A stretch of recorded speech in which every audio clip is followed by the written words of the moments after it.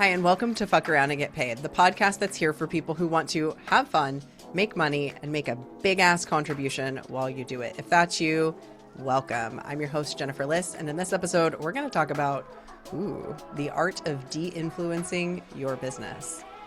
Let's dive in.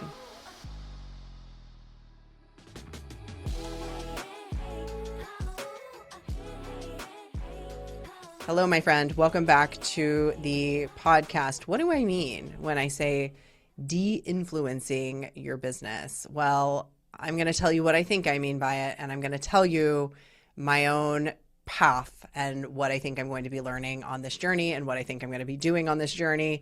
And maybe, just maybe, you might, if you haven't already done this, want to come along on this journey with me. Okay, so let me tell you what happened. A couple of weeks ago, in the expansion room, we did this thing called the possibility experiment. And in the possibility experiment, we all formed a hypothesis, a educated guess. If I do this, then I think that this will happen. The hypothesis that came to me was not what I expected to come to me at all, but it is what happened. And this is the hypothesis. It is, if I don't have to be right all the time, my life would drastically improve. If I don't have to be right all the time. I was terrified of this hypothesis, but I knew, my friend, that there was something good that was in it for me. And let me tell you what happened. A lot of things happened. I feel like this cracked open a dam. It revealed so much to me. It revealed places where I was definitely being bullheaded for no reason. I have to be right in my arguments with Joey. I have to be right when I read something that somebody said on Facebook. I have to be right about where we go to eat or what time we go and do something. I had to be right about anything and everything, I noticed. And, I'm so passionate about curiosity and my whole self-development journey. I don't know if I've said this on this podcast or if it was just on my previous podcast. My self-development journey began when I went back to college. I'd been a hairstylist for 10 years. I went back to college. I did a StrengthsFinder test in my public speaking class. In this StrengthsFinder test, my number one strength was judgment. And I was like, what the actual fuck? Judgment? You're telling me that's my number one strength, is that I'm a judgy bitch? And that led me down all kinds of things. I did eventually realize that judgment is actually a really good strength and how it can be leveraged for good. I was not necessarily always using it for good. So when this hypothesis came up, I have it written here on my piece of paper, but it was late at night scribble when this dropped into my head. If I didn't have to be right all the time, my life would drastically improve. And so I know, based on my judgment, my deconstruction of judgment for myself, I knew that there was something in this for me. It was very loud and clear that there was going to be something that was here for me. But I noticed where I was holding positions on things that maybe I hadn't even consciously chosen, or where I was holding positions on things that really don't matter. And for some reason, I have a really strong opinion about this. I noticed the places where I do actually have a very strong thought on something and where I do feel really clean. So that was an interesting thing that it was revealed to me, where I actually do have a very specific perspective. I did a video inside the expansion room to everybody about, here's what makes my perspective possibly different. And this is where I stand right now. That happened because of this hypothesis. But another thing that happened because of this hypothesis is something that really pinged my intuition. And guys, I trust my intuition above all else. Before I even knew that I was trusting my intuition, I've been trusting my intuition. I have made decisions that anybody else who looked at it could say, that is crazy. And my whole life, I've built my business, my education, everything that I have done, my decision about not having children, everything has been intuition. My decision to leave my marriage last year. All of it has been based on my intuition telling me what to do at any given time. So my intuition definitely has a very strong sense of what is right for me, wrong for me. I suppose you could say good, bad, but what I really say is my preference. What is my preference? What is going to be the outcome that will create the best preferences for me? I listen to my intuition, and this hypothesis revealed to me a place where I have been without my knowledge fully, sometimes a little bit with knowledge, where I'm like, that maybe doesn't feel good. I slowly was influenced over time into performing a version of myself that wasn't quite true. That wasn't quite me. That felt misaligned, all in the really under the guise of becoming something better, becoming some new version of me that really didn't feel that good to me. It brought a lot of cool things, but it really didn't feel that good.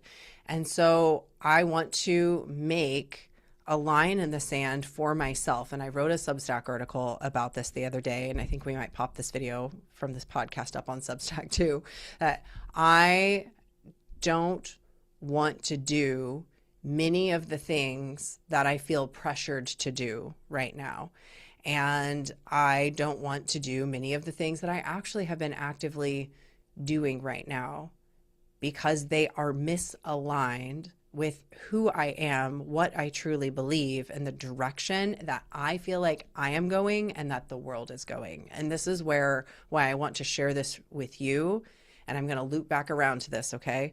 Where the direction of the world is going and why what I'm about to share with you, I really think business owners listen up, or anybody who wants to enjoy your life, wants to enjoy making money, wants to live in an abundant era in the next so many years in this new AI era. I think you need to hear this because things are changing, and I have not been quiet about this, but things are changing. And I think that this hypothesis that I came up with and the subsequent feelings that I had that led to this decision are a result of my intuitive sense of what is happening in the world. And me, like you probably, if you're listening to this podcast, you're an early adopter, because I speak from a place of seeing things before the rest of the world is ready, almost always. So you too, I want you to understand, you're a person who is seeing things before the rest of the world is ready. That does not mean hesitate. That means go. That means start educating yourself, which you're doing by listening to this podcast. Start implementing some of these things now, because the people who are at the head of the game are the people who are going to pan out in a positive way when in terms of income. And I'm speaking, you guys, I'm speaking specifically through the lens of business here on this podcast. So there's always this income spin. Know that this also just will improve your life in so many ways, okay? Because it's all connected. None of it is separate. So here's my confession. I do not want to be an influencer. I do not want to be a person of influence. I do not desire to paint some perfect picture of myself online. I do not desire to tuck myself into specific corners of my house so that I can go and do videos so that my house looks prettier than what it actually is. I do love my house, and I have designed my house in such a way that I love most corners of it. However, I do not want to do that ridiculous shit. I do not want to see many of the things that I see my colleagues doing online. I don't want to go to influencer parties where we record content together that we put out onto social media. It just does not feel good to my soul. It just does not ring true in my heart of how I want to be spending my time, how I want to be contributing to the world. And so when I realized this, Now, know that this is not like a railing against things that anybody else is doing. People can do what they do, and I recognize that there is much success in terms of followership when you do these things online, and that there's many very, very good, strong business reasons to do it. So it might be that you don't want to do this either, but it might be that you do want to do this. Okay. But for me, this influenced version of me, this version of me who felt like I had to put on some kind of show in my own home, this version of me who could not show up as real and authentic. And real and authentic, by the way, is me desiring to 100% go stay at the Ritz-Carlton Hotel and freaking wake up with those sheets and have the welcome tray. When I stayed there, the welcome tray that they gave me that like had figs and all of these beautiful fruits on it, it was like, oh, it was the freaking best. I desire to stay at as many Ritz-Carlton hotels as I possibly can. So I'm not saying that I don't desire to have a beautiful, big life. I also like to sleep in a tent. I like to go to Mount St. Helens and go climbing with my husband. I love to have s'mores on a campfire. The very next day, I might want to go stay at the nicest freaking hotel in town. I want to go eat at In-N-Out Burger sometimes. I also want to go eat at Con here in Portland, which is a Michelin, maybe it's not a Michelin, he's a James Beard award-winning chef who was on Top Chef. Like, it's amazing food. It's an amazing experience. I want all of it. I want to have many experiences in this life. I want to have a lovely, beautiful home that I love waking up in every morning with gorgeous sheets, and it just feels so good to wake up every day knowing that I have work that I'm contributing to the world with. That's what I want. I don't necessarily want to have a house with a butler. I don't want another random person living in my house with me. But the interesting thing that I realized in this, if I didn't have to be right all the time, my life would drastically improve. Like, I put myself in this corner with my business and with my work, and work as a life coach. At some point, I called myself that. It's like coaching, whatever.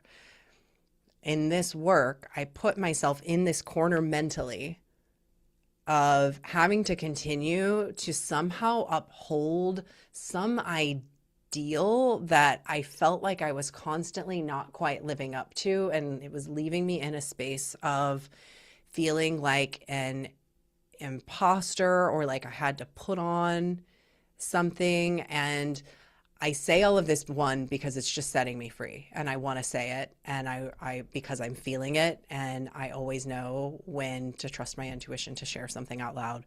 And so I feel like this needs to be spoken because I'm not the only one. I know I'm not the only one.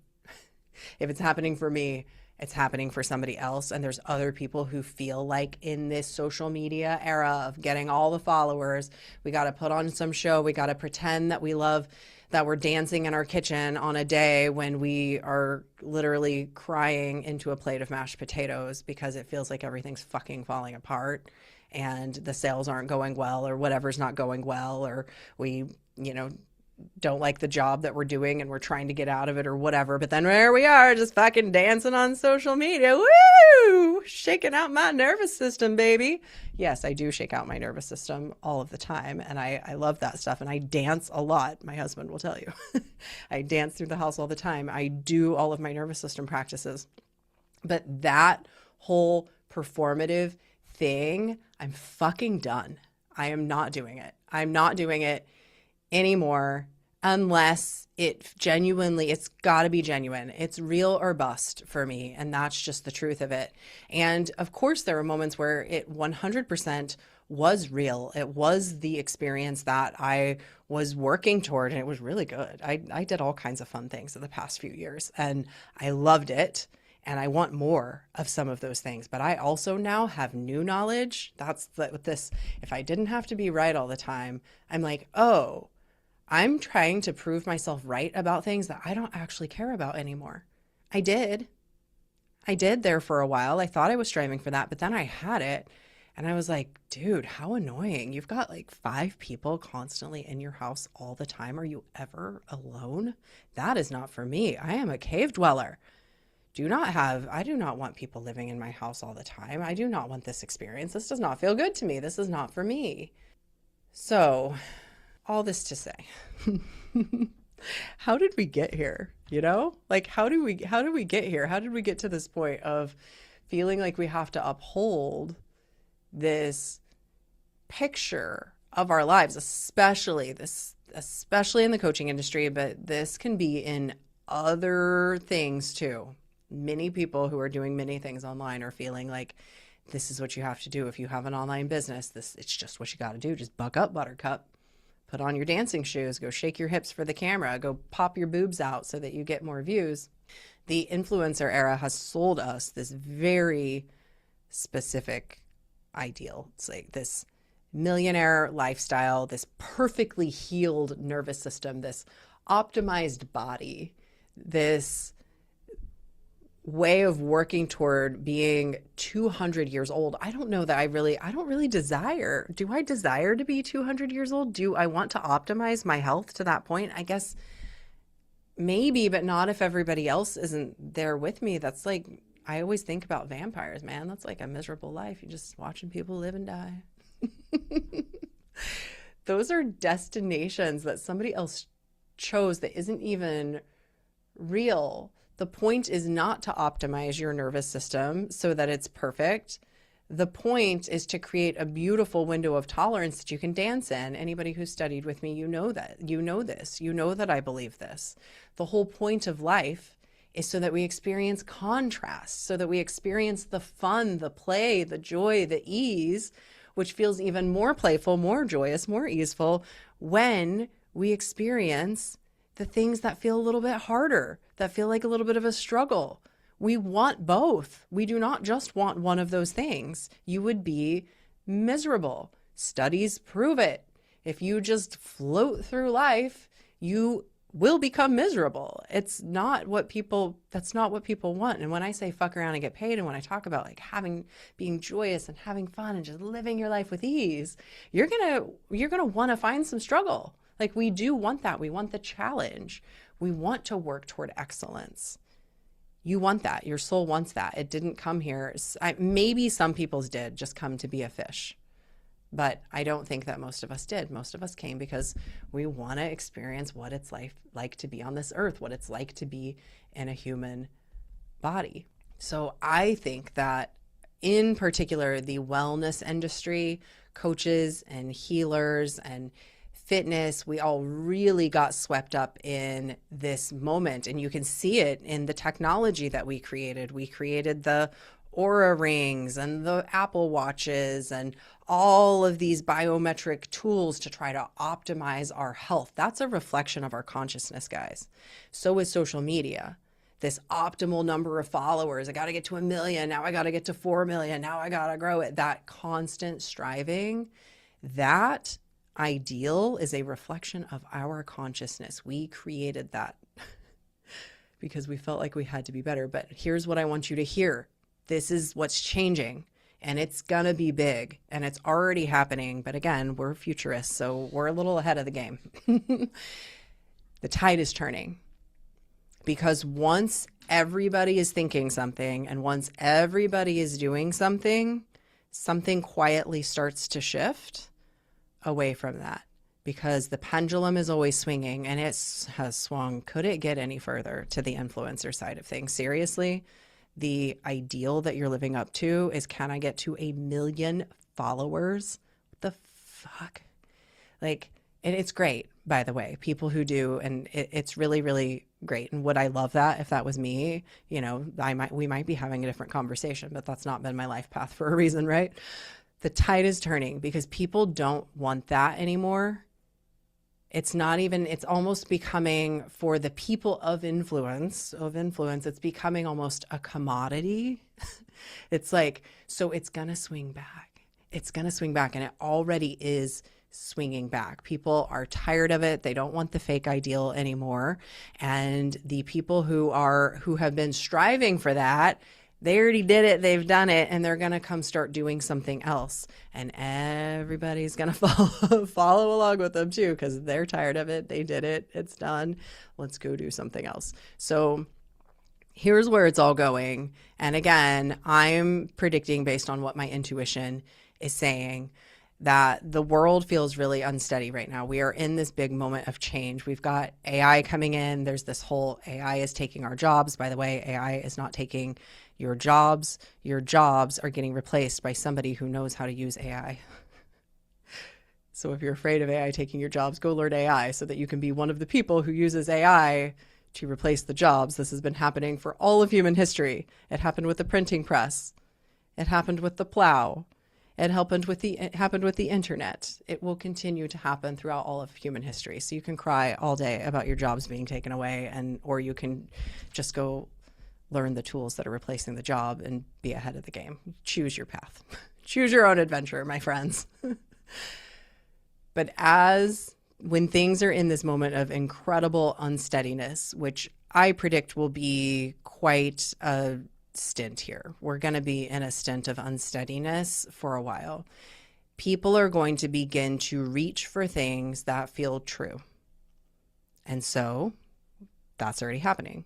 Astrology is booming. Go look at social media. It's filled with astrologers, witches, psychics, anything that helps people to understand what the F is going on, anything that can bring people an understanding, help them feel some peace, help them feel some ease, help them feel some safety. And when you can't trust the outside sources, all of the things that we felt like we could trust before, from our government to our jobs to all of the things, we suddenly feel like we can trust nothing. There's only one place that all of those are eventually going to go. So right now we've got astrology and all of those, which I'm telling you, if you teach any of these things, go make your bank, because people are looking for it right now. If you're not, that's a missed opportunity for you right now. After that, what is next?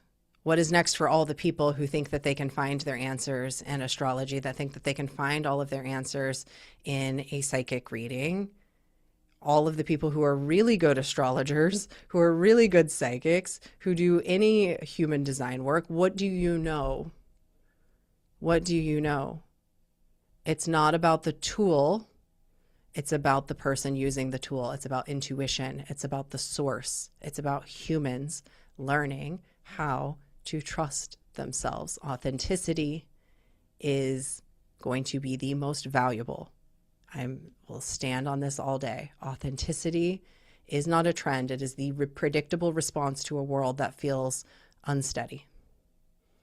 So helping people to listen to themselves, helping people to know themselves, helping people to trust their intuition, create intuitive development, that's going to be the next wave. Because what is the opposite? If the pendulum's always swinging, what is the opposite of being influenced? Ooh, could that be what all of us women know? Sovereignty. Sovereignty, self-trust, listening to self, intuitive knowing. We are returning back away from this influence, and we are returning back to a collective way of communicating. You're seeing people starting already to get back into groups, getting back in person. All of that happened, and we are swinging right back to that. So here's what I want you to think about, and don't freak out, because this is not about blowing everything that you have up. It's not about completely shifting every single thing about the work that you do. And maybe it is if you're like, oh my gosh, my work is all in influencer stuff. I'm teaching people how to grow on social media. Sure, that's going to be okay for a little while. I really think that, and maybe it stays around for a long time. Perhaps, but I think regardless, it's going to change. The way that we're communicating on there is rapidly changing. The things that people are wanting are rapidly changing. What I really think is that this is about understanding the stance where you are moving from with your offers. So it's more about, are you creating from a place of supporting people in using their discernment and knowing their power, in moving from that place and really understanding who they are, what they do, what they want from the world. Because think about people who are losing their jobs. That's what they're going to need, is an understanding of what's my value in the world separate from this job. So where are you personally? It's going to be your orientation as a human, your orientation as a business owner. Am I doing things so that I look smart, so that I look like I have it all figured out? Am I doing things so that I look like an influencer and leading in that way? I would consider maybe possibly starting to deconstruct that, because people are going to be looking for less performative and more from somebody who is in it with them, somebody who truly understands. And so I think a lot of you who listen to this podcast and who are kind of floating around in the world that I have been in, the healing world, self-development, I want you to really see what a leg up you already have on so much of the world, and how you have gifts that can be given right now in this moment, and be really thinking future forward. So stop selling the optimization of a perfect life, because one, it doesn't exist. And two, people are going to want it less and less and less. They want to love the life that they have, which is what you have already learned in all your self-work, right?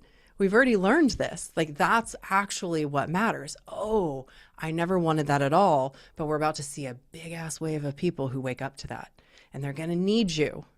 They're going to need you. So start offering something that is very real, that is very tangible, a sense for people to feel something that is real and true. The world will always need coaches and healers and creatives. It's always going to need you. That is always going to be needed. People thought that all of that was going to go away. Creativity, all of the creatives were going to go away back at the advent of the internet. Well, then we had graphic designers.